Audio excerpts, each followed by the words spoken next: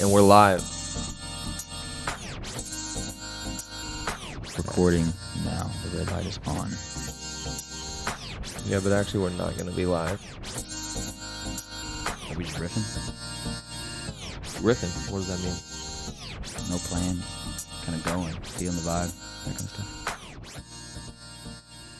Well, Ben, I want to start this off by saying congratulations, man, to you and Macey. Y'all two are engaged officially this last weekend. Thank you, sir. I appreciate it. How's it feel? Everything's different. Yeah, everything's different. You wake up, the sun's a little brighter, the grass is a little greener, the sky's a little bluer. Kinda. Yeah. I mean, obviously not a whole lot in your life changes, but something we've been looking forward to for a long time, obviously. And especially with the week leading up to the engagement being like stressful for me, and like not having anybody to talk to really about like my stress. I felt like I was like unloading anytime like I got the chance with you or like with Colt about something, but just in general, Macy's like my person to unload like my stress with usually, and not having that because I'm planning this surprise proposal for her made it even more stressful. And like obviously I wanted everything to go perfectly because that's how I am. I'm really big about surprises and stuff, so I wanted to make sure everything went the way it was. So it was stressful, but now it's like it's not just that it's over, but it's like also really exciting to like When it's just begun, basically. I mean, that's the kickoff of this like whole process. it's like a next step kind of thing. Yeah. And I kind of was thinking about that the other day of like, what does that feel like? And I'm thinking, it's like a one event, right? Is the proposal, making sure everything that goes well, and then you have some other things planned maybe after that, depending on who you are and what your plan is for your engagement.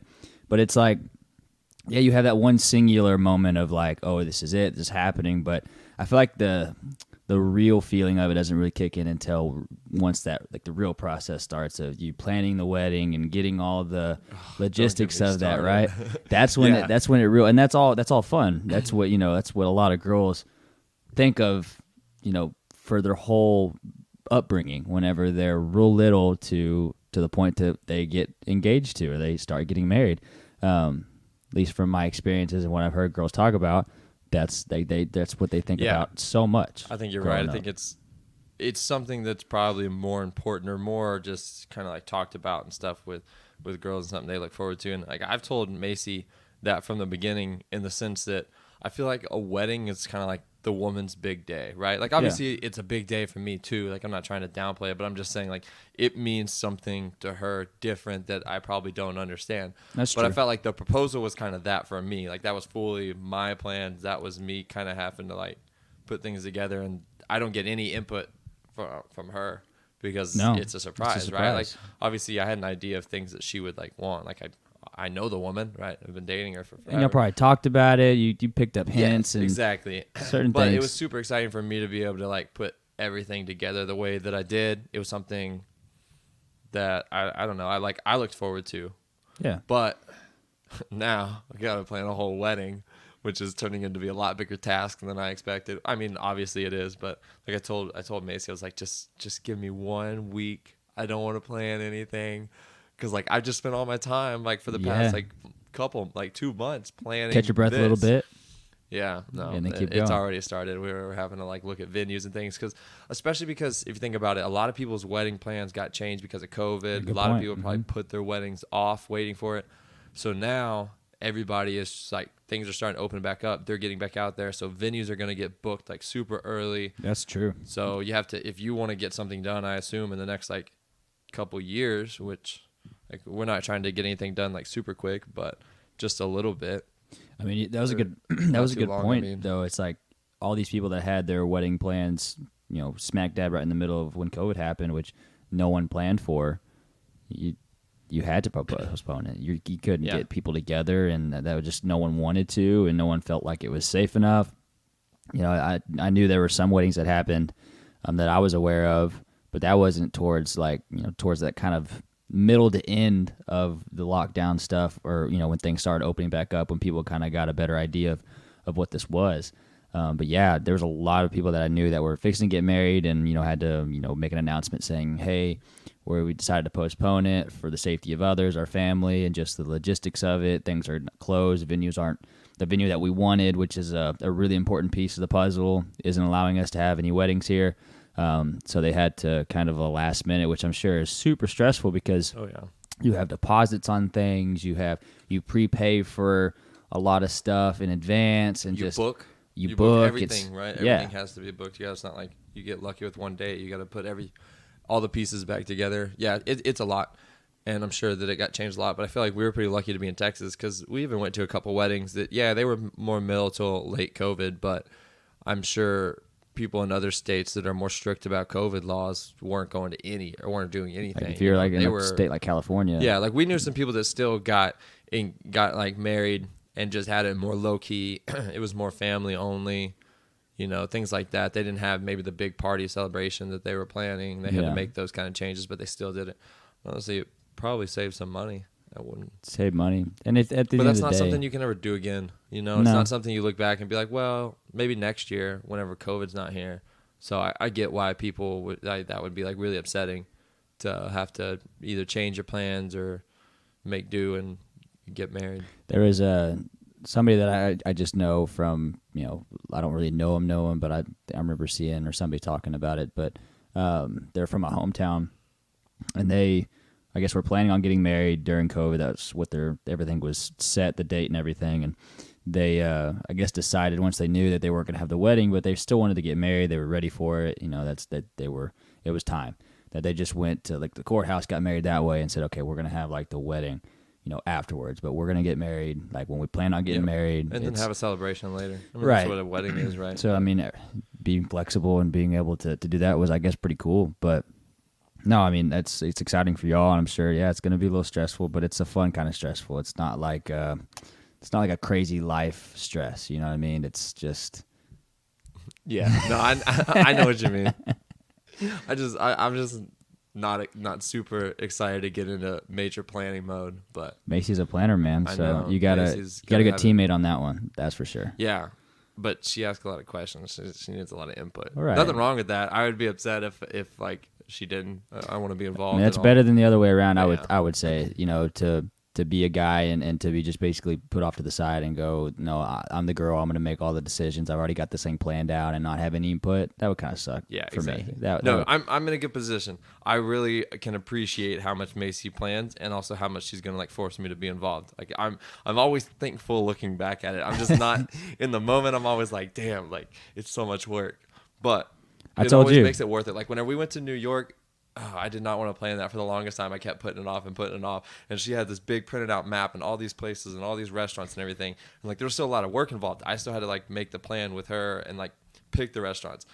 But picking the restaurants out of, 8 choices is a lot different than Googling to find the 8 choices and picking the restaurants. So I just give me the list and let me pick. I don't want to make the list. Yeah, I'm lazy, but in a particular way, because it gets to a certain point where I got to make myself involved, because I got to get my way about things. Dude, seeing that planning for y'all's New York trip, I can already imagine the planning and the strategic effort that's going to be made for this wedding, because, guys, let me tell y'all, I remember walking into their house. It was the house you lived in before this one that you're in now, and he had a pool table, and it looked like a war room, right, where you have the maps and the generals are standing around and they're pushing their guys. They're going to send them this way. We're going to flank them that way. And you just have this like overall view of what the war is going to be. And it was a New York map, and you had like pins and you had things set up. You had like pictures, and I'm surprised you didn't have like the little red strings and stuff like attaching. If you watch like a true crime show, or like a FBI, it was impressive. I had our wall with all of our suspects and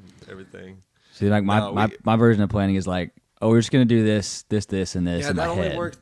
I need like a healthy amount of that, like at times. And like that's one thing I love about our guy trips. We don't really put a lot of like effort into them. Like we kind of hit the basics, and then we fill in the rest. We're good at it. Yeah. We're good at it, right? But New York was kind of a different story, because like we were there for 6 days, but we filled those days up, and like you can't see New York in a week. No, so New York's different. And like that's not a cheap trip. It's not a quick flight. It's not anything convenient. And we went during Christmas time too, so Like one thing I really didn't think about, but Macy did luckily, was getting reservations for a place to eat on Christmas Eve and Christmas Day. Yeah. Because I would have thought that, oh, we'll get there and we'll pick our restaurants, or we'll say, okay, we'll see what we're feeling between these three on this day that are in a certain area that we're in, right? Mm-hmm. No, because you got to have reservations. You can't just pick the day of or the day before. Yeah. And like I really didn't think about that kind of thing. But no, like I was saying, I've always been thankful for it, because you gotta sometimes. And she's been there like for like our group too. Yeah. Like in our group trips and stuff, she's done a really good job of, I guess, putting in the thoughtful hours to plan. Like, hey, let's make sure that we have time to do this, this, and this, and it's always worked out. It's always worked out for the best. I've always been glad that, and I'm the same way, right? I do like that the moments of just, hey, let's just kind of go with it and see what happens. But when you have a trip that you spent money on, and it's you're taking your PTO, and it matters, right? Because the older you get, the more that time really does matter, and the more, I guess, more effort you got to put into planning those kind of things. I'm always down for it, but I'm more of like to go with the flow. Like if there's a plan, it looks good, I'm good. Let's go. Yeah, you know? well, I get the best of both worlds, because I get to be like that until I just get to have to say, okay, here, sure, or you pick whatever you want. Right. Kind of like, I approve of these, probably not these. Most of the time, we're on the same page with what we want to do and how we fill the time. So it's convenient. It's nice. Yeah. I told you though, I'm excited to see what car y'all drive off in. I think that's for like a wedding. I think probably for most guys, I think if you're able to pick like a cool car or whatever, I don't know, something to drive away in, I think that's just like a really cool. I mean, yeah, I think aspect so too, to the wedding. I don't know. It's not something I really thought about too much. I feel like you just put a lot of pressure on me. I feel like you put a lot of pressure on me to have a really cool car now. Dude, I am. We got all the listeners going to be just waiting. What car? And then they want to see what did Ben drive off in. Oh, yeah, that's there it. you go. I mean, it's going to be probably like the McLaren or something small, something slight. That you own. You wouldn't rent it, of course. No, you wouldn't I'm rent it. excited to see what you buy for your driving away car. Okay, so if you allow me to tell this a little bit. So after his engagement, the actual engagement that happened, we had this, you had this whole kind of thing planned out where we went to a lake house and we hung out for the rest of the weekend. And so we all get there. So it's like a surprise on a surprise. So she doesn't know that we're going to be there. She thinks you're just taking them somewhere special for just time for yourselves. And then we're there. And you had talked about whenever you had gotten there was a house that was being built right across the street. Yeah. And that was pretty funny. So I blindfolded Macy, kind of. She refused to put a blindfold on because she just did her makeup. But I kept it as under wraps as possible that we were going to this house and going to see all of our friends and stay there for the weekend and hang out at the pool, just have a good time. Right, because I really wanted that to be like a part of the surprise, because I know that was like super important for her, and that's what we would want, right? Is for all of our friends to be there to celebrate with us. And so as we're getting there, I put a towel over her because she would not wear a mask, and we go to get out, and I'm like, okay, well, I can't get her out and like walk her in like with a towel over her head. That's kind of making her do a lot. Yeah, I was like, we're here, whatever. Surprise. But I open the door, and I park in front of a house that's being built. And I open the door, and I hear the nail gun going off, right? Just like, yeah, just, and I'm like, oh, the workers are working on the roof. Didn't think anything of it. I opened the door for her. She's got a towel over her head. Still, she hasn't taken the towel off yet. And she hears it, and she's like, what is that noise? And I take the towel off, and I open the door, and it's a house being built right in front of her. She goes, oh my goodness, did you buy us a house? Oh my God. And I was this day just keeps getting better. I was like, well, I didn't know what to do. I was so caught off guard. It didn't even come to my head. And I was just like jokingly like, yeah, you want to take a tour of it? Like joking, like, oh, just kidding. We're going this way. Turn around and we like go in the house for the surprise. But yeah, I was like, oh man, that really did. I probably got her hopes up for a second. For like a I feel like she split. Knew, obviously she knew I didn't go buy us a house. But probably added to the confusion. For a She's second, like, she was like, where am I? What's going on?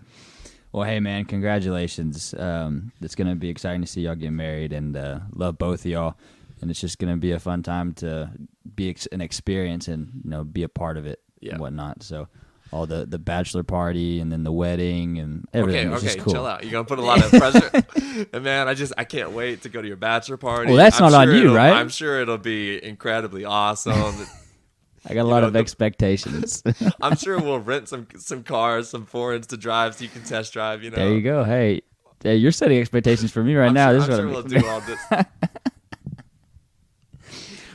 Put some more pressure. And, oh, dude, the wedding! I cannot wait for the wedding. Yeah, I would be the same way, man. Like stress wise, because if you think about it, for one, it's important for both of y'all, but you also want it to be a really cool experience for everybody else involved. You know, it's something that you share with those ones that you really do care about. I mean, at a wedding, you know, I feel like you have maybe, you know, depending on how many people you have, sometimes you can have a lot of people where it's like, man, there's a lot of people. Maybe you don't even have a chance to say like hi, or you know, you just have a time to shake somebody's hand and go, hey, thanks for coming. But regardless, just to be able to have, you know, your family and then just your friends there and just to have a good time, and it's a celebration. It really is, and it's, you know, it's something that you should, I feel like, be a little stressed about. That should come with the territory of planning it all. So. Oh, I mean, yeah, I'm excited though. I just don't want to plan right now. Yeah, but that's how I always get with things. So. Y'all plan a good one, man. So no pressure, right? Hey, no pressure, man. I mean, coming from the actual engagement itself, you did a pretty good job. So yeah, you got to keep going up from there. My hopes. Yeah, I was really thankful that everything worked out, right? Because even leading up to the week, the weather was not looking good, and somehow we managed to just miss all the rain. Yeah, it was a nice weekend. Time at the pool, like everybody was able to make it. I didn't really have anybody that had like significant problems. Like there was a couple of our other friends like that I would have loved to be there. Yeah, you know, but a lot of them were like out of town. Like we're gonna see a bunch of them this next weekend. You know, things like that. Obviously, there was only so much I could do, but yeah, it worked out super well. So I was fortunate for that. Sweet. Man. You know what I realized though? We have been going nonstop, dude. Yeah, like, we have.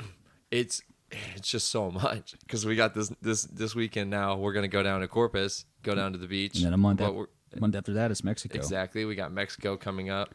Macy and I were supposed to go to Minnesota for graduation, but I don't know that we're gonna make that trip. And just we want to go visit Lyric. She's in San Diego, so we want to go visit her and stay out there. We got all these places that keep traveling. Yeah, snowboarding in the summer, in the wintertime, and we got to save up and plan a wedding. And well, dude, it's been such a different. And I was thinking about this, I think today too. But I mean, I think about it a lot. But just because everything is so much different than it was a year ago. When you're talking about the ability to go and do things, and so we're really active people, and we like going places and experiencing it, and we don't sit still for very long.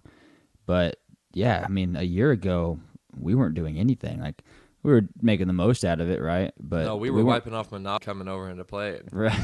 Yeah, we were sanitizing board games to hang out. We were wiping off the Monopoly money, and it was like curving up, like it was starting to curl as it dried. But yeah, it was just so different from a year ago now. But yeah, man, we've been going, which is I'm happy to be able to do that, because if you think about it, it's a year ago was. You couldn't do anything really than just kind of hang out with some friends, hopefully, and just there wasn't a whole lot of traveling. But yeah, man, I'm a little worn out, and I'm gonna get a little bit of a break in before Mexico, so that's gonna be much needed, because 6 days in Mexico is a lot, but it's gonna be a fun time. That is something I'm so excited for, but I know I'm just not ready for. How so? I don't know. I think it's gonna wipe us out. It will. I think we'll get there, but just the combination of all the food, the drinks, the sun, and the length that we're gonna be there after coming out of like not cooped up COVID, but different. You know, getting back in the swing of things. This weekend will be like a good start to it. Last weekend was like it's different when you get out in the sun, start feeling the summer again. So I'm super excited. But I'm a lobster right now, man. Yeah, you got toasted.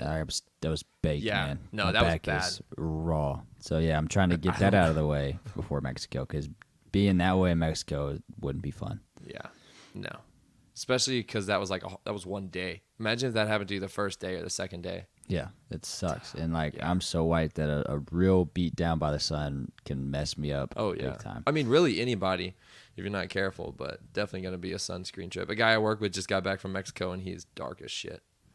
He looks like he went. Nice. He changed a couple shades whenever he went. Shit, you get that way too, man. Oh yeah, I get tan easy. You got that like Indian blood in you. Yep, I get it from my grandma. Someone had said this last weekend, sun poisoning. Is that a thing? I was like, what? What are you talking about? I've never heard anybody say it. Who said that? I think I remember that. I think it was Lyric. Lyric had mentioned it or something, I believe. Okay. And she was like, yeah, like, I didn't get sun poisoning. And I kind of looked at her funny. And I was like, you mean sunburn? I was like, is that kind of the same thing? She was like, no, like sun poisoning, like that's a thing. Like you end up like throwing Skin up. cancer? Yeah, basically. And she was like, no, like it'll like make you like throw up and make you like sick, like running a fever and stuff. Wow. And I was like, well, okay, like that sounds terrible, but I don't think I have that. And sure enough, I saw on if you go on Snapchat, they have like the like I don't know what you want to call it, but like the not the stories, but the stuff that like companies and different things make. You know, you swipe over, right? And it was something about sun. It said sun poisoning. And I was like, wow. Oh, that's so like that was the first time I've ever heard someone say sun poisoning, and then I see that I'm like, okay, I guess it is a real thing. But apparently you can get sun poisoning. I've never heard of that. And I mean, I've heard that you can get like really dehydrated and you know your skin and everything else, and you can get kind of like. I've heard running a fever by getting a sunburn, but that's just your body just being real hot and trying to do its thing. But throwing up and stuff sounds awful. Sounds terrible. Yeah, I want to read. Let's see what WebMD says. Sun poisoning. Oh, this is good. Googling sicknesses and stuff. Sun poisoning doesn't really mean you've been poisoned. It is often the term used for a severe case of sunburn. This is usually a burn from UV radiation that inflames your skin. Within just 15 minutes of being in the sun, you can be sunburned. But you might not know it right away. The redness and discomfort might not show up for a few hours. You can become severely sunburned if you stay in the sun a long time and don't wear protection. You're more likely to sunburn if you have light skin and fair hair. Why is this telling me just symptoms of sunburning? Yeah, that's what I just Severe sunburn or sun poisoning can cause symptoms such as the following: skin and redness, blistering, pain, tingling, swelling, headache, fever and chills, nausea, dizziness, dehydration. Sounds like a bad sunburn. Sounds like a terrible sunburn. Yeah, but I've never heard of that. But it makes sense. Dude, you get a bad sunburn and it'll make you feel like shit the next day. Yeah, it really will. Well, like when we got back from Sunday, that night, it didn't really set in because you know, like a sunburn kind of takes a second to really set in, like the feeling of it and everything. And then the next day was bad. I just felt like I felt cold. I felt hot, but like, in like the office, I was cold. Like I had to kind of put on a jacket for a hot second just because your skin is just it's baked. It's just the heat just radiating off your skin and just makes you feel cold. Man, it's not fun. And I've been really good about not getting super sunburned, but this last weekend it was bad. Just totally, I was having so much fun that I didn't even put sunscreen on. Well, you know. And we spent a lot of time in the clouds. I mean, the sun did come out, but you can still start to get sunburned just from the UV rays coming through like cloud burn. So one of the things we were talking about during this weekend was we were at Eagle Mountain Lake, which is just like kind of northwest of Fort Worth, if you don't know where that's at. Very nice lake with very nice houses, and we were just kind of doing the things that we do of paying attention to like, I was like, man, these are really nice houses. Like, man, it'd be really nice to just have one of these like on the lake because I think the people that own the one that we were at, that was like their vacation home, which is crazy because it was a very nice house. Like, it was something that I could easily live in as my like number one home. With your family. With your family, easily. Yeah. But for that to be the like vacation, I was like, wow, man. But there was like some houses around there even that were really, really, there was that one really big one and then just really cool, just lake houses, man. And it just gets us, like our brains always do, kind of tend to gravitate toward just thinking of like, having one of these or having the ability to have one of these, later on in life or whatever, and to be able to have a family and have friends and whatnot, just to be able to experience that later on in life. That's kind of the things that I think about whenever we were kind of talking about like, who's going to have what home? Yeah, like we'll get. We were having that conversation of someone's got to have the lake house, someone's got to have the mountain house, someone's got to have the beach house. Right. Yeah, and so you got all of your friends got to have a little vacation spot that we can go to and meet up, but also share amongst each other. Yeah. I mean, one of my goals I think would be really cool, and I think about a lot is, especially with like my immediate family, because my immediate family, like traveling and vacation and stuff, has always been like a special thing growing up. And to be able to have like maybe like a mountain home or whatever, and us go and visit, have like a week there or whatever, and then be able to at the very end of it go, you guys, here are the keys. If y'all ever want to come up here, just come. No questions asked. Yeah, I mean, we just talk with each other like, hey, is anyone gonna be up there this weekend? Yeah. No. Okay, I'm gonna go. Okay, bet, let's meet there. Yeah. Or okay, yeah, go ahead. Mm-hmm. Whatever. It would just be awesome to be able to be there. We won't be there. Whatever. To be able to basically be able to bless other people with with that, I think would be really cool, you know, and that's a dream, man. That's a dream that I would love to achieve one day. That's a dream that it's a goal. It's not a dream. That's not True. even a dream. I feel like that's just a goal, right? Like I feel like we can do so much more. Obviously, anybody like that's ambitious is gonna kind of think like that. Not everybody can, but I see us being able to kind of get to those levels. Yeah. Like, it's not crazy. It's not unattainable. No, and then you know we were sitting there at the dock, kind of having that discussion just about like, man, you know, it'd be nice to have houses like this, and I want that one, you want that one, kind of thing. And he's like, you have all these houses. There's a ton of houses, right? I could easily be one of these people. It's like that's kind of my mindset, Yeah. where I look at a crowd and I go, who are the successful people, you know, percentage wise in a crowd? Like I can easily be in that grouping. You know, I can see myself in there.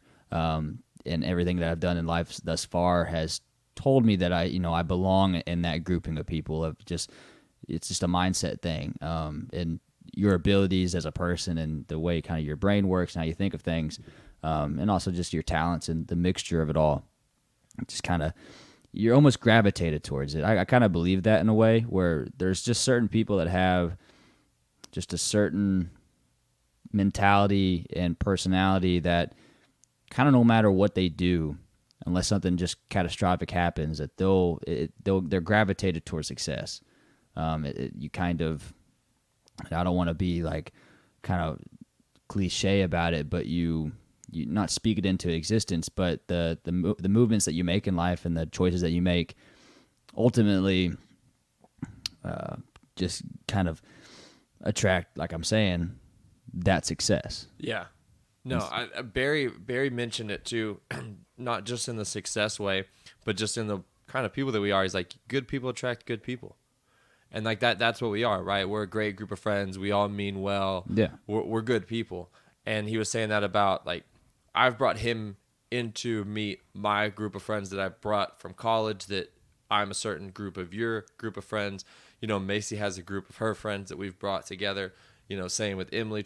All of our friends have kind of these groups of people and just these acquaintances and stuff that we're good friends with because we meet through them. And I mean, Barry really put it, I'm pretty sure it was Barry that I was talking to, really put it the best way. It's just good people attract good people. And that's what we've been able to see out of our friend group. And it kind of continues to grow. Like this weekend, we're going down to meet some of my other friends that y'all know through me, but we're all close. We're all a great group of friends. And it's awesome to see that. And kind of like want to go back to what you were saying about you could be one of those people. You look around, you see all these like houses and stuff. I mean, it's a whole like subdivision, and that's just one. There's neighborhoods like this all over the place on golf courses in different cities, different states, all over the country, really spread out. And so I was looking up, it's like, what does it mean to be the top 1%? And how many people are there in the top 1%? Like, and you know what, we're talking about, you know, like houses and stuff, right? But this is like it means more than just that. It's the just success overall in life. It's not just to get a house or to get a lake house. It means a lot more than that. But we're just using that as like one of those things where we experienced it this weekend, and it just like our minds automatically gravitate towards thinking that way. So yeah, and that's the thing too. You don't think about it. I feel like people have a hard time, I guess, not dreaming big or thinking big, but to know that like it's not a crazy obtainable. They think like the 1 top % is like, oh, they just automatically go to like a billionaire. They think of they think of that as someone who won the lottery, which is exactly why I was looking it up. And the top 1% annual income is $538,000. And that's to be in the top 1%. And so in that top 1% is 1.6 million people, because there's 160 million people in the United States. So in that top 1%, that's 1.6 million people. That's so many people. And just like you're saying, like, you can be one of those people. Yeah. I just feel like that's not huge, like ambitious. That's just really like a great goal to have. And I see that with a lot of our friends. And we have plenty of friends too that's not a goal, right? That's because some people aren't, call it materialistic, I guess, if you want, but some people don't focus on that as much as probably you and I and like some of our other friends do, and that doesn't matter. But I don't know. I feel like it's not like crazy to expect that or to want that out of your future, to have a goal. That's not like winning the lottery. No, and And two, that is very true that people just are either okay with the life that they were given, they don't worry about that kind of stuff. But I mean, we're success oriented. Like we just are. I've been that way since I can remember first being in a competitive sport or just doing something competitive in general. And I had a conversation with my mom the other day of like I've always had the thought of like doing more than the average. That's always been in my head since I was really little. Like so little that you usually don't have those kind of thoughts. But I remember having them. I know what you mean, and it's like a competitiveness, but it's different too. Yeah, because it's not winning at like one thing. It's kind of like just being successful. Yep, that's different than winning a game, right? Or winning a tournament, or even being really good at one thing. Like being really good at one thing can lead you to success, but to me, I feel like they're kind of different. I know exactly what you mean, and some people are like that with like some people. I think the biggest one that I'm jealous of is people that are like artistic, like in some way, because like I just don't have any natural talent in the form of like visual arts, like drawing, in the form of singing, in the form of jamming on an instrument, really. Like I mean, you and I are working on this, and that's a form of art, but like we are not naturals at it. We are not just It's just a different form. It's just not. I could never be an actor. That's not something that like I'm really like blessed with. That's not a talent I have. Oh, I wish I could. Like I wish I could do something really cool. Colton and I've always talked about different things. He would like learn to play the violin. That's something that he thinks would be like super cool. I think that, or like just being able to like play the piano like really really well would be like just a cool thing to be able to do. Well, too, and like and growing up in life, I just remember like I've done like those piano classes, right? I've done the let's try this out. I did band whenever I was in junior high until like high school sports started, and then you kind of make a decision there. Most people don't do both. Yeah, I was the same way. But I knew what I gravitated towards. I knew what I saw potential in myself in, and also what I enjoyed, and just the mixture of those two. And it kind of showed me which route to take. And I was very blessed on the decision that I made. Would I have gone somewhere if I continued to do, band? Maybe, but that's not what I gravitated towards. And that's still today how I think about things. It's what am I gravitating towards? What's something do I feel like is a pull of, is this something that you can do? Like in my head, basically telling myself, hey, that's interesting to you. You enjoy doing that. Well, keep doing that and see where that can go.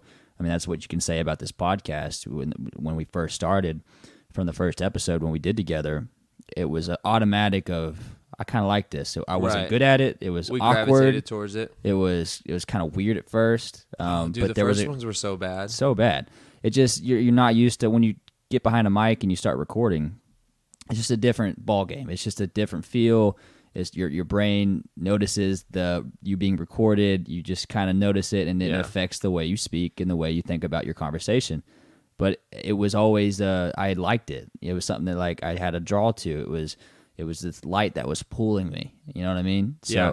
And really thinking back from it, we've gotten a lot better. But dude, even whenever we sit down and listen to these, whenever I like am editing it or whatever, I hear things, even just now in the moment, I hear things that I don't like, and I'm like, damn, like, still got a long way to go. But looking back, I feel like we've come a long way, Yeah. But those kind of things, like, humble you a little bit. But like you said, it's something to, like, keep working on. Like, earlier, I literally got, like, kind of lost in my own thoughts, and that happens sometimes. And we don't really do a lot of editing whenever we actually edit the podcast, right? It's mostly just listen through it and pick out something if it's kind of dramatic. But other than that, it's pretty add the intro, outro, transition if we want, or something major sticks out, do a little touch up here and there, send it, post it. We're only doing it through one medium, and that's audio, and so you're limited on what you can edit. Yeah, and we try to be as natural as possible anyway. Like we don't try to take retakes. Like we'll retake a whole episode, but we won't merge two episodes. We won't say, okay, stop, take two, restart, whatever. Let me fix this clip and then edit it and put it in there. We could do that. And we try to keep it as like natural as possible, but it forces us also to work on it and be better. And you recognize those things that you're not good at, and there's plenty of them. Yeah, no, and that's true. And too, like some episodes are easier than the others. You know what I mean? Like some just flow better. Some you just have a topic that you can really go off on. And it just also depends on what happened to that day. Are you worn out? Are you tired? I told you earlier before we came in here, like, man, today I was just worn out, but I knew like we needed to record it. We wanted to put it down. We had some good topics to go over. So just you kind of have to muster up, and that's with anything. That's with your job. That's with your significant other. That's you sometimes just you have those days where you have to muster up the energy, and you have a responsibility, and you just got to do it. But I feel like after those facts, after you put in the work, even though you didn't want to, that's kind of when you learn the most a lot of the times.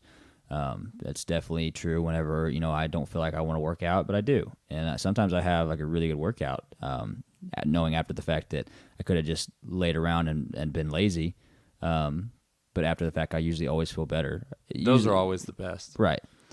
In a different sense. But yeah, I know exactly what you mean. Sometimes though, they're still hard to get through. Yeah. I mean, you can apply that to really just anything in life. Yep.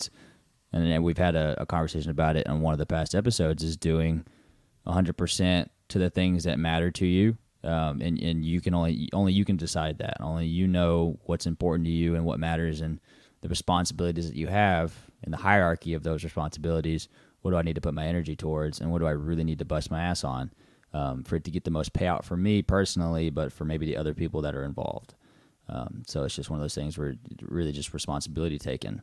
Well, it plays into that picture I sent you too, with the 5 things that you kind of have in your life that are able to ground you. I feel like ground you in the perfect sense of keeping you moving forward, yet keeping you on your toes, keeping a variety of things, making sure that you're all around going to be successful, not just. It's exercising those different parts of your mind and body. It's because you just doing one certain thing of focusing on the money alone. So that's like the first little picture there. There's five different categories, right? There's one to make you money, one to keep you in shape, one to keep you creative, one to build knowledge, and one to evolve your mindset to change you as a person. Right. So you kind of that's usually the categories of a well-rounded person. Obviously, you can get down to the nitty-gritty, and it can be more complicated, and you can have it's not just that simple. But for a conversation, that's a really good start. Yeah. For reference, this is a picture I saw on Instagram, and I sent it to Blake. And I think I reposted it too on my personal Instagram, and him and I talked about it, and we're like, that's just something that subconsciously I feel like we've done, but this is a good outline for a goal, something to kind of keep in mind. And we're like, that is something we can definitely talk about on the podcast. That's pretty standard, that we both have experienced benefit from having these kind of 5, they call them 5 hobbies in your life, right? And so what are your 5 if you want to go through them? Yeah. So one to make you money, right? Hobby wise, we're not talking about something that's, I guess, it's not your job. It's not your job. Yeah, it's not something that's very critical in your life, right? But your job is, that is a recognizable thing, just in general. Your job is something you gotta do to make money, because I feel like everyone needs. You have to. That's just a requirement of life. So the one to make money, right? And right now it's Dogecoin. It's the cryptocurrencies. It's something that is fun. I'm not putting in money that's serious about it, but not me, man. I'm losing money left and right, dude. I'm.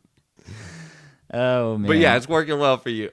But anyway, that's kind of the one that makes you money. That's and that's something that we're always having a conversation of figuring out. What's another way that we can make money? What's another way that we can make extra income streams? So that would be kind of mine in the current state. And obviously these are fluid. These change as your life goes on, and things change, and you're put in different situations. One that keeps you in shape, that's obvious. I've talked about it ad nauseum. It's working out, man. That's what I have to do on a most of the time daily basis. It's something that keeps my mind right. It's a meditative thing for me. It's something that I can literally just leave my body in a way and just go through the motions, because I've done it for so long. I don't have to really think about it. And when I don't do it for more than probably 2 days, 3 days, man, that starts getting, I can feel it. I get antsy. I can feel myself getting irritated. It's something that just really keeps my mind set and like you said, grounded, and helps me throughout the day kind of have a reset button to do things afterwards, or kind of split up into main things that I've got throughout the day, kind of. To keep your mind creative, the podcast is a big one. the podcast has really helped me kind of think about things in a more creative way because we're engineered minded, right?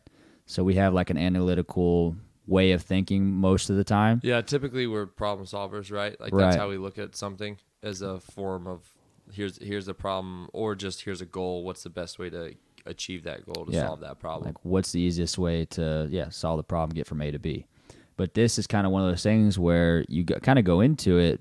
There isn't a real plan. There's not something that, I mean, yeah, you can plan for an episode. You can kind of get your main topics down, but when it comes down to it, the conversation's the art. It's making sure you say the right thing. Are you communicating your thoughts correctly? And, you know, are you getting yourself out clearly, basically, to the listener? So that's helped. And I do some other things, too, that are, I watch these YouTube videos of just random things that Curious mind just type stuff. yeah, just kind of learn anything. What's I like videos about like significant people. Like that's really cool. I like watching videos on that because watching videos on how like really significant people that have done significant things in this world and life, on how they were brought up and the situations that they've came from. Because sometimes you'll see some pretty amazing people that have come from the lows of the lows and done amazing things for the world and for the people around them. So it's like one of those other things that just ingesting, not trash. You know what I mean? You know, reading or listening to certain things that just I feel like are making me a better person. So that's and just kind of helped me, my creative side of just bringing new thoughts and ideas into my head and maybe using them, maybe not, depending on what it is. So those are kind of the things that keep me creative. And also that probably leads into the next one, which is build knowledge, right?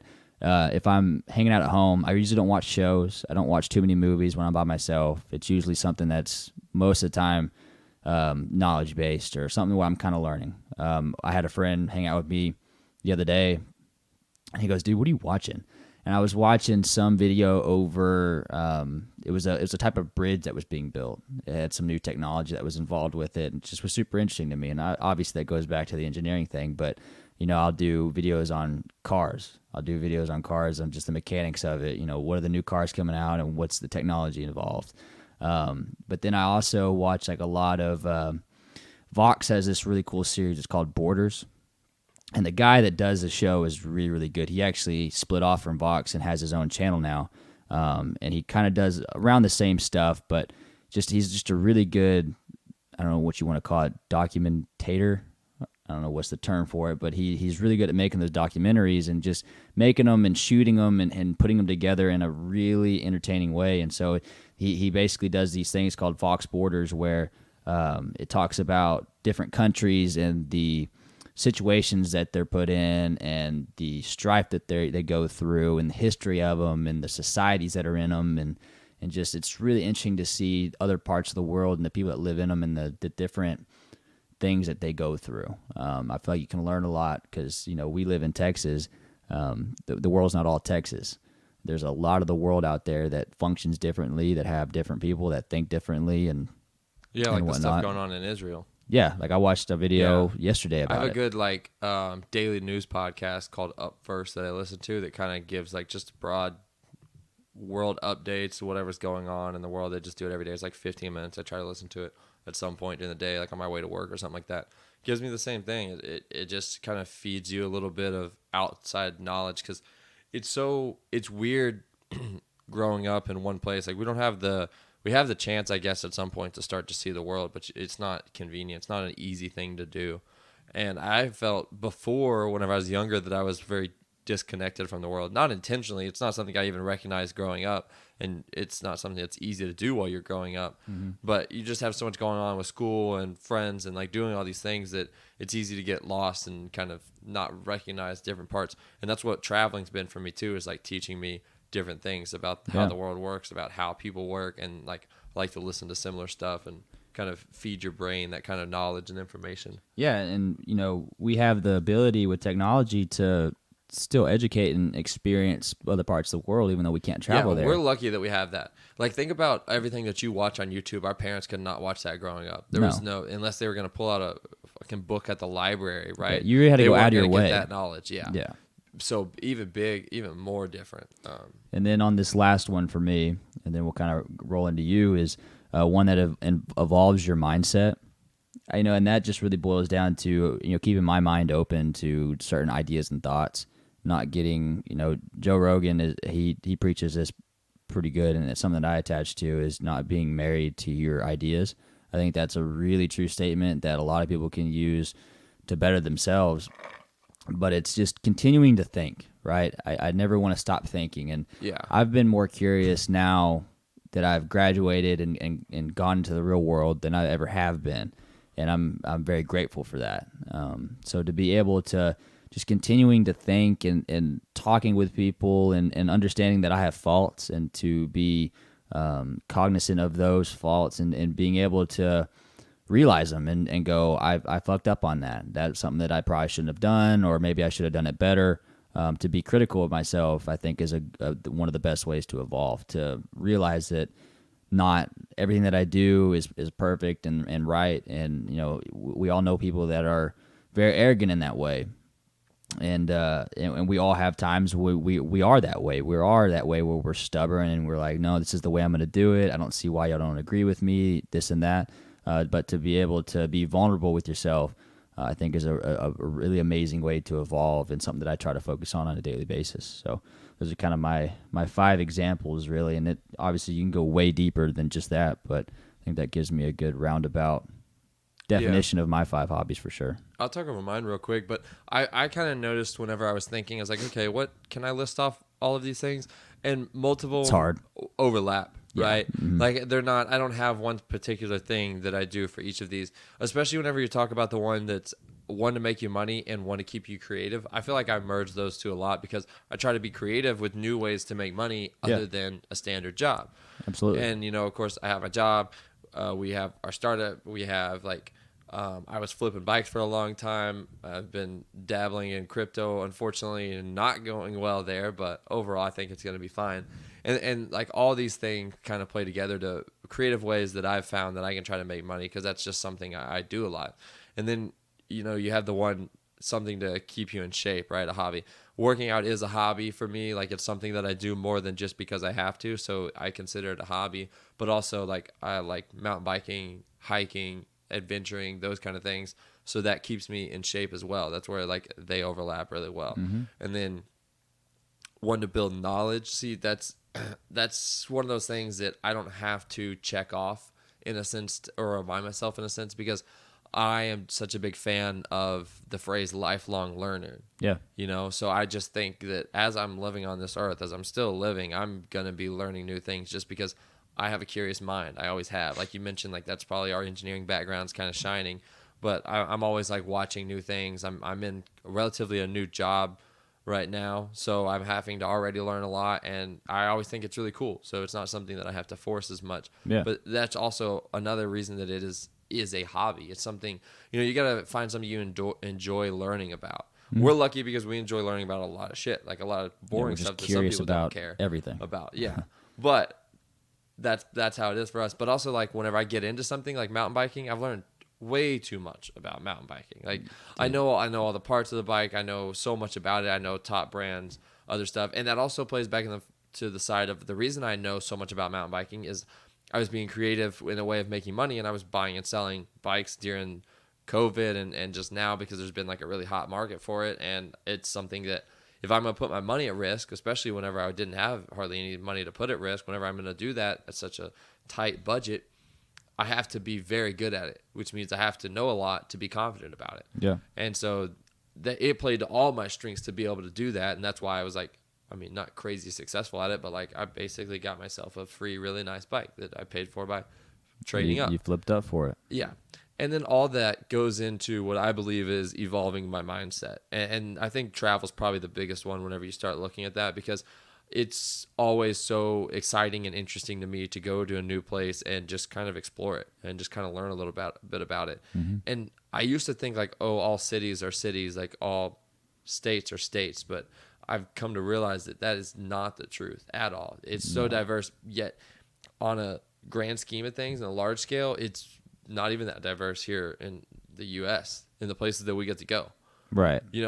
I want to go places after I travel a little more in the U.S., like go really out of the country, and that's when you really get to get, like I always say, get cultured. Yeah. You get to learn a lot more Put about yourself a culture. out there. That's one of the reasons why I'm excited to go to Mexico, even though we are going to a resort, right? And we're going to do the touristy side of it, but we're also going to go into the town and we're going to get to experience a little bit of that, which is like super cool. That was amazing when I did it this last time I went to Mexico during spring break. I mean, that was that beats out the resort. And that almost makes you want to do a whole trip of just no resort, just Airbnb-ing it and doing your own thing. You know, and that's doable. That's not. You have to be more careful, but that allows you to become culture because you're putting yourself in that uncomfortable position. You don't know where you are necessarily. You're not familiar with the area. You're vulnerable, and that allows you to learn, and it puts you on this certain level of thinking of taking everything in.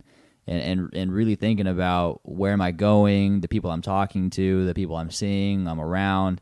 It puts you in this mindset that you're not in when you're at home or you're in your country of origin. You know, that's because you're comfortable. You're used to everything. You know how everything works. You're not thinking about it. Do you ever wish that we grew up in a different time period, closer to like what our parents or grandparents maybe grew up in, where if you were able to travel, it was a lot different. You actually got a lot more cultured because tourism wasn't so convenient. So a lot of people couldn't afford to do it, didn't have time to do it, didn't have the ability to do it. Planes, weren't super popular, weren't super cheap. Yeah. Things like that. Where it just all around, it wasn't as convenient. So you would think traveling would be a lot less, which I'm sure it was.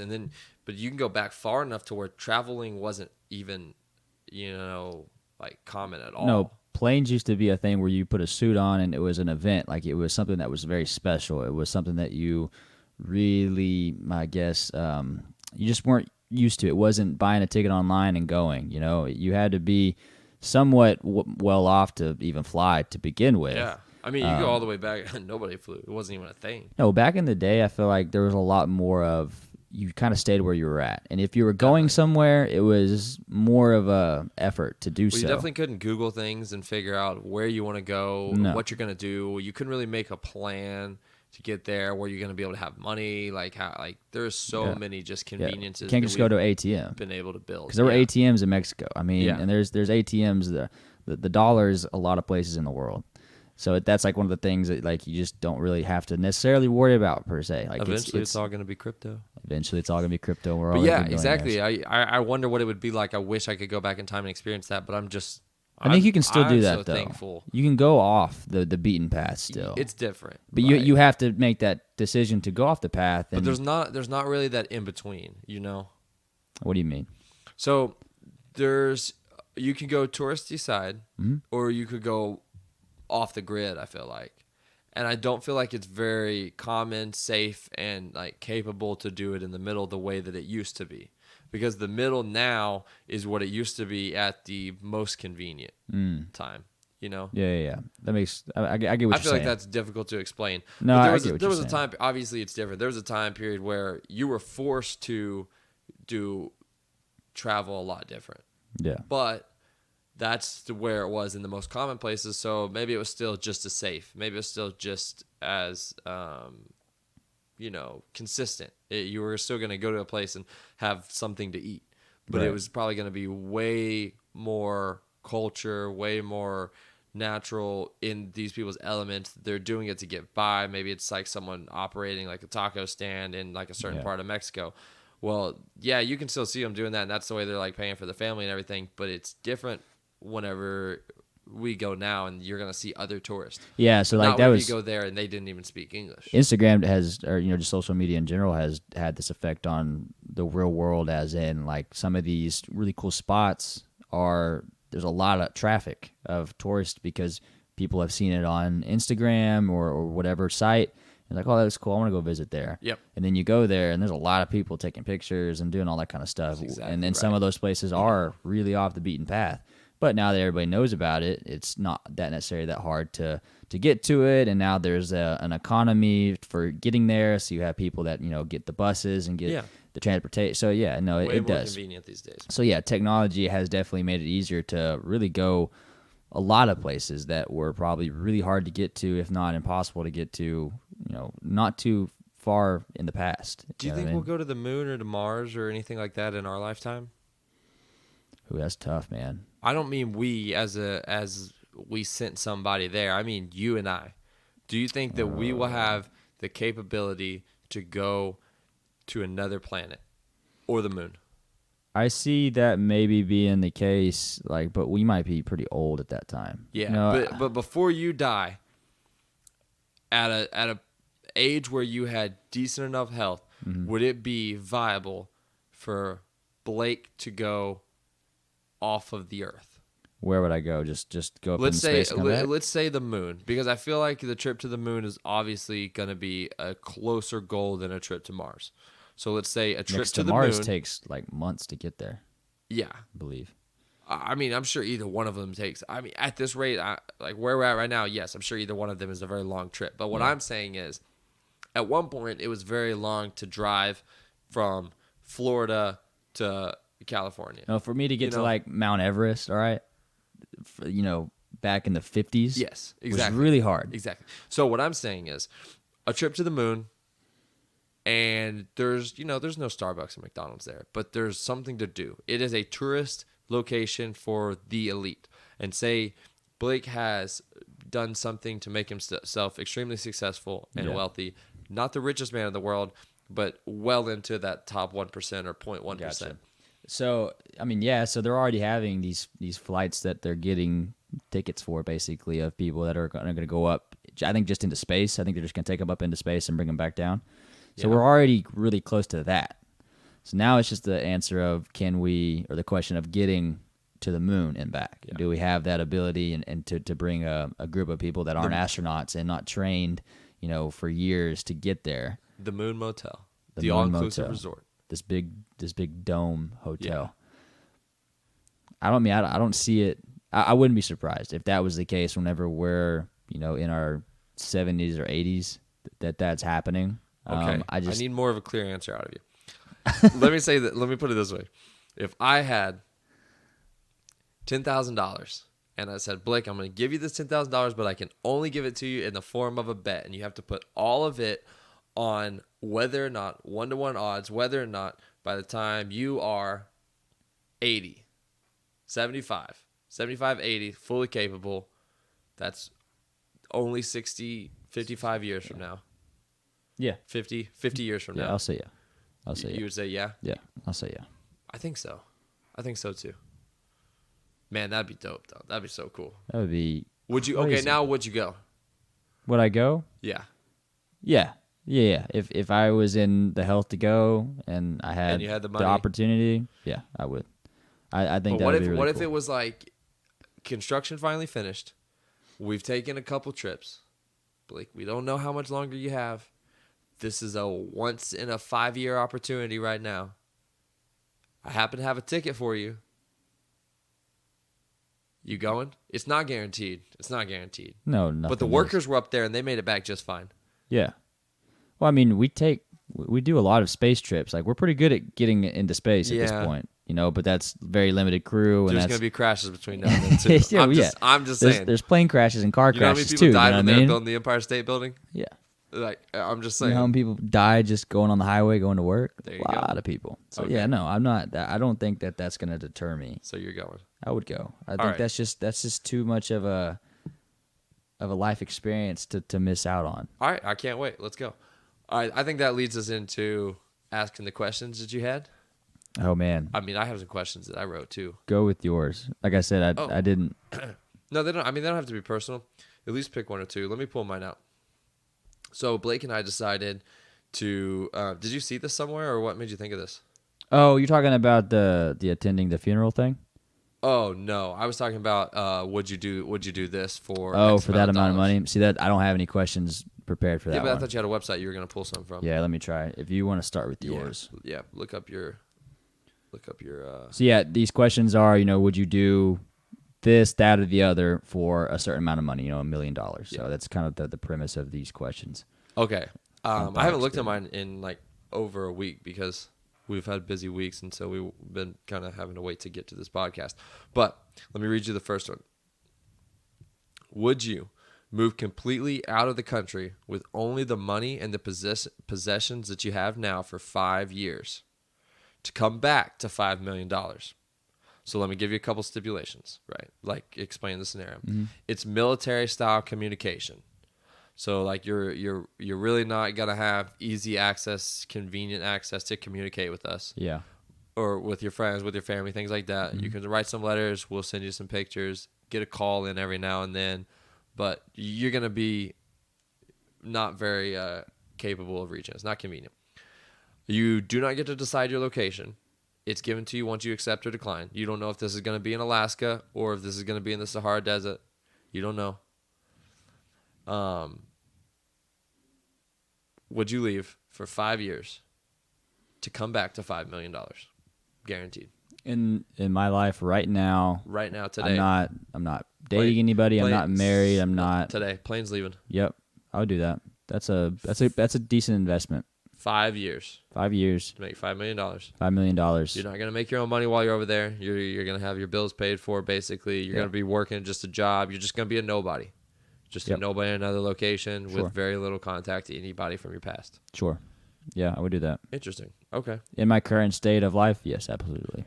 I don't see minus I would really miss my family, obviously. I'd miss, my friends and stuff, but I feel like that's something that it's a cool opportunity. It's a cool opportunity. Shit ton of money. I would do it. $5 million is a ton of money. You go get cultured, son. So this one I feel like is fairly, I don't know. I'll ask and see what you think. Would you accept $20 million? $20 million. If your life was restricted to 20 years after accepting. So you accept it today, you only have 20 years to live. That's an easy one for me. No. There's no way. There's no way. I wouldn't even be able to have like a family.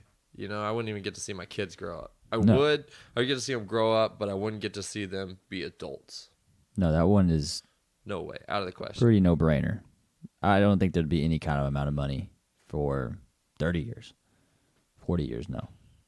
Okay, I got a good one. Yeah. No, there's not I don't want to cut not a lot of money that can cut my life short. Yeah, time is invaluable. 100 years though, sure. If you want to put it there, because I don't think I'm gonna live another 100 years. So what's the deal? All right, here's a good one, and this one's tailored for you. Would you give up music for 1 year? Fuck. Just 1 year for $200,000. You're still working your job, everything's still normal, but you give up music. But let me clarify: it's all audibles are included that you would pick. So it's not, I give up music, I'm just going to listen to podcasts all day. No, there's no podcast. There's no audio books. Pull that shit out and you read it.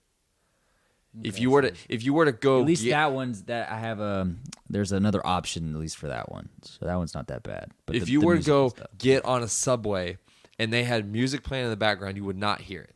You're going to hop in the car with us for this 6-hour trip we're going to take this weekend, and we're going to listen to music and jam, and you're not going to hear any of it.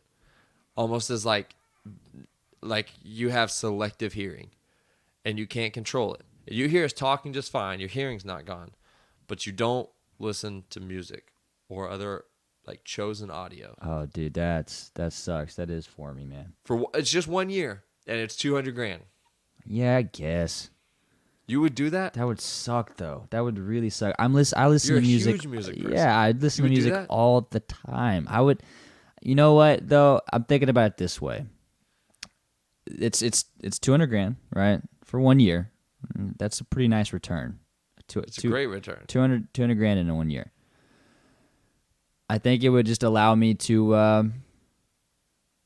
don't know, find out other things that I enjoy. Other than music. I would see it as an opportunity to grow outside of music because I listen to music all the time. Probably maybe too much. I love the optimism. Yeah. I would have to think of it that shocked. way. It's only $200,000. Don't get me wrong. That would suck because dude, I listen to music when I go running. I listen to music when I'm driving is one of my favorite things to do. And you're gonna be driving by yourself at some every day going to work and whatnot. And I can't read a book. No, you're not listening to music. You're not listening to podcasts. Podcast that sucks too because you're gonna be a windows down kind of person. I tell you what. And even though like other people listen to music around me, Yeah, it's you're just gonna have your window down, silent. you're gonna pull up to the stoplight, and some dude's gonna pull up next to you, and you're gonna feel it. You telling me the like bass, we're gonna but you don't hear be it. hanging out at the pool, someone's Yeah, got their speaker exactly. playing, and you just see people just. I go to a club or something, and I just see people just dancing in That's exactly silence, right. like just talking It's in a silent silence, disco. and you just hear the smoke machine just go to nothing. You know what I mean? Lights exactly right. lights flashing to nothing. Oh, I'd do it. Yeah, I would Wow. do it. Yeah. I got to think about. You're in a silent disco without the headphones. You don't get to listen like everybody See, just else. for a year, that's just not going to be me. That's just not where I'm going. I'm not doing those things. And in those situations, I'm just going to have to talk. I don't know. You know what I mean? That would be a really hard one. I feel like maybe you would probably do that pretty easily. Like that would be easier for you. It would not be easy. It wouldn't be easy, I don't but- think, for anybody. Yeah, it's only Because most people listen to music, and I love money a lot of too people. much. I need the money. But I'm thinking like, okay, that's a sacrifice for 1 year, for $200,000 So would or it whatever. be more difficult for you if it was only 50,000? I mean, yeah, the lower you go, the more harder that choice is going to be. Obviously, but I mean, is 50,000 still like a pretty much like I'd do it answer for you? No, I don't think so. Not 50,000. Half. It's a lot of money. That's a lot. That's Because you don't have to work for it. tax free. No, Fuck. you got to pay taxes. Uncle Sam's got to get his cut. That's tough. Oof. Yeah, I'd probably do it even still for. I don't think I'd go much lower than that though. It's a big cut from the 200,000 though. Yeah, but you're saying for 40,000 you wouldn't do it? No. No, I don't think so. Not 40,000. Really? Not I feel like that's 40,000. only because you just said you wouldn't go any lower than 50. You're just- telling me for 48,000. I barely want to say 50. I barely want to say 50. 48. No. You wouldn't do it for 40. It's $2,000. You wouldn't do it for 48,000. It's a $2,000 difference. I mean, yeah, we're just getting to a point where it's like, I where's the line? Where's That's what the I'm line? trying to find the line, but yeah. Oh man, that's a really hard one though. So And you like to say the line's at 50, but you would still make a decision if it was something close. It'd be a tough one. I mean, a year goes by fairly quickly, It does when you have music to listen to. and I'd be really curious as to see like how I would adapt to it. You know what I mean? Yeah, but there's no going back. There's no going back. Oh yeah, for sure. I mean, there's. Oh, you once know, it'd be it's- worse is if at any That'll be point you fun. could choose to cancel it. That'd be worse. I'd want to be forced. You know what I mean? I wouldn't want to have like a choice at all. Could you Wait. imagine you do that for 6 months and you go, you know what? I give up. Like you just tap out of it. Yeah. Just Yeah, lose the yeah. money. That sucks. I would rather not have that option. Yeah.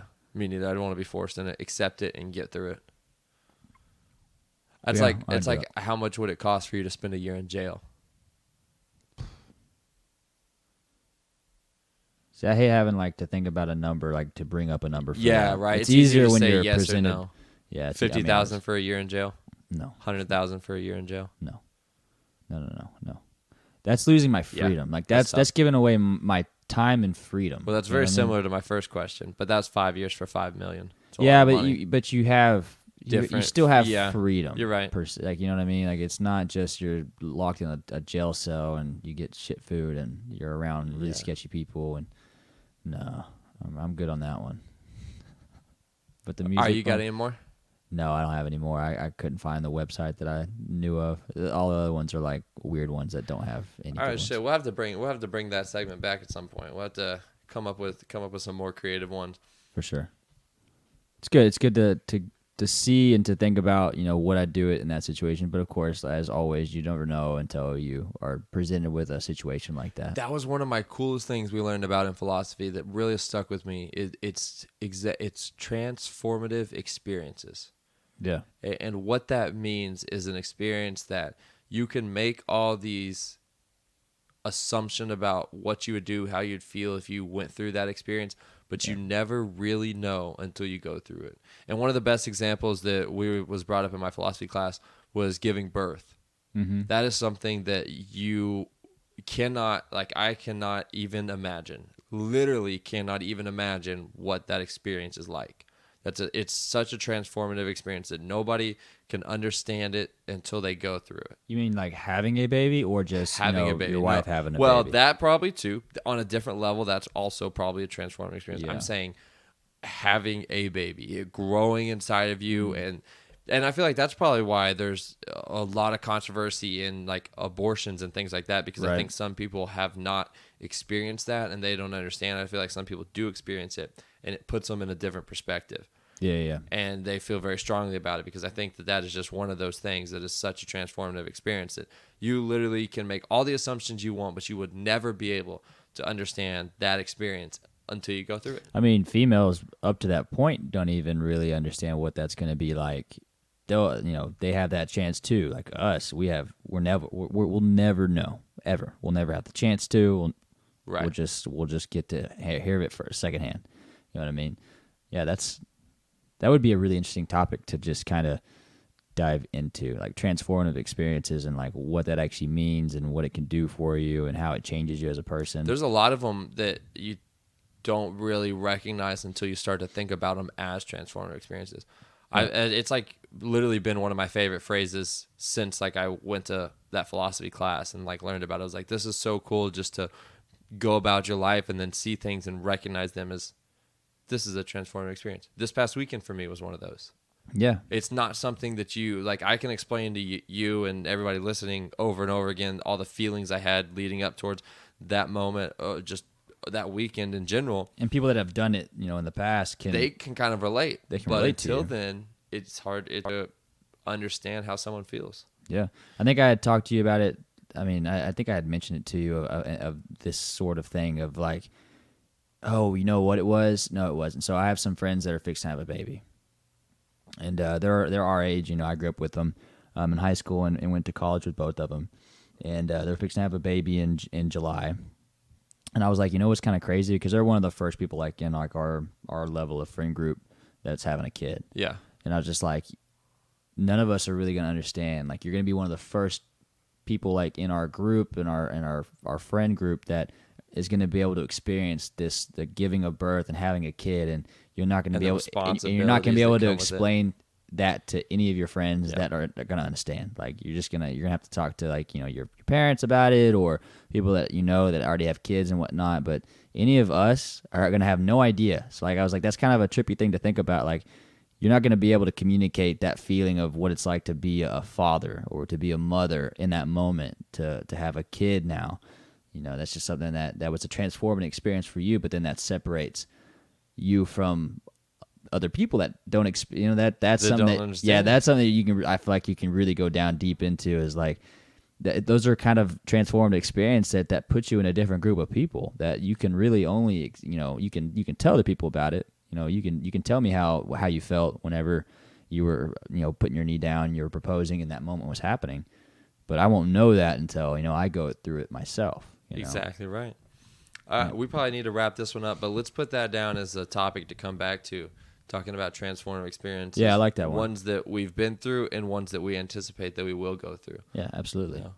Another thing is like some people don't want to go through transformative experiences. There's certain ones that you don't want to go through for sure. But there's just plenty of transformative experiences that are really negative too. True. Like getting shot. Like That's I know a guy who's been shot, and like I don't think that I could ever understand what he went through whenever that happened to him. True. It was like a whole gang thing type situation. Yeah, let's chalk that one down for another episode, and I think that's a really good topic. That'll be interesting. Yeah. Cool. Until then, we appreciate everybody listening.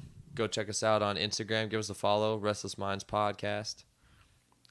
Follow us on anything, and share your comments. Give us some likes. Communicate with us. I watch like YouTube videos, and they're always like, subscribe. You start to understand the importance of that. But also it's like that's what the generic is, like, subscribe, give us a shout out, comment or whatever. But with a podcast, you don't have those same kind of options. No. So it's more like give us a rating, share us with your friends, subscribe, and check us out whenever we come out, things like that. Yeah, I know. But you really do, once you start watching those videos, you're like, oh, I kind of see like why they think that's important. Like you didn't at least not think, but yeah, because it gives them followers, and it's important. It shows them if people are interested or not. Yeah, we need this podcast to pay off so we can have. I need a mountain house. You can have a beach house, and got things we can to pay share for, them guys. together. Come on, help us out. Y'all share us with your friends.